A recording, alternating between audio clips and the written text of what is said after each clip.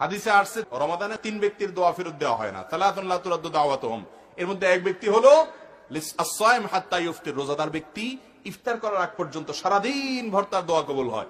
আপনি চলছেন ফিরছেন উঠছেন বসছেন, হাত তোলাও জরুরি না, মনে মনে দোয়া করছেন, দোয়া কবুল হবে। আপনি বাংলায় দোয়া করছেন, মুখে উচ্চারণ করছেন না, মনে মনে আল্লাহর সাথে কথা বলছেন, চাওয়া পেশ করছেন, দোয়া কবুল হবে।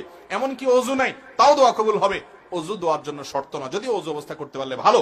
এই জন্য রোজাদার রোজা অবস্থায় ইফতারের আগ পর্যন্ত দোয়া করবেন।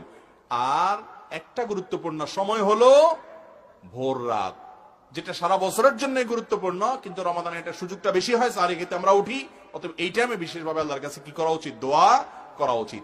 রমাদানে বেশিরভাগ মানুষের দোয়া হয় না ভাই। দোয়া না করলে কিসের রমাদান? দোয়াটাই তো ইবাদতের মূল। অতএব রমাদানে আপনার প্রতিদিন না হইলেও 15-20 মিনিট আপনি আল্লাহর সঙ্গে একান্তে কথা বলবেন, তাহলে ইনশাআল্লাহ রমাদান শেষে মাপ পাবেন।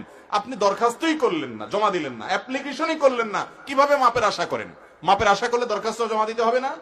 তো দোয়াই করলেন না আপনি, কিভাবে মাপ আশা হবে? অনেক ভাইরা আছেন রমজান আসলে রোজা রাখে, ইফতার সাহরি করে, তারাবি পড়ে, এই 4 কাজ করে, বস এর নাম রোজা শেষ। দোয়া দুরুদের খোঁজ খবর নাই। আবার দোয়া আছে ওই যে রেডিমেড দোয়া, হুজুর একটু উঠান, একটু কান্দায় দেন আমাদেরকে, হুজুরের তালে তালে কান্দেন।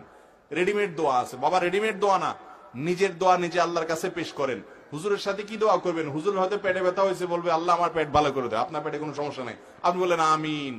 আপনার তো পেটে কিছু, আপনার তো মাথা ব্যথা, তাহলে হুজুর আপনার দোয়া করলে হবে সব সময়?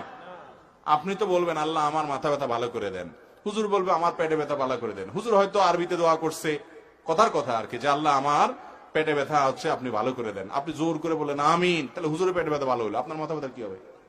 বুঝেন না কথা? এই জন্য দোয়াটা নিজের কাছে আল্লাহর কাছে চাওয়া চেষ্টা করতে হবে। আমরা অনেক সময় দোয়া করার কথা বললে বলি কি, বলি হুজুর কেমনে দোয়া করবো আল্লাহর কাছে? আপনারা হুজুর মানুষ কত সুন্দর করে দোয়া করেন, কত মায়ের পেঁয়াজ দোয়াতে, কত সুট্টুট দেন, কত কবিতা বলেন, কত সুন্দর করে মিলাই জুলাই বলেন, আমি তো এগুলো পারি না হুজুর।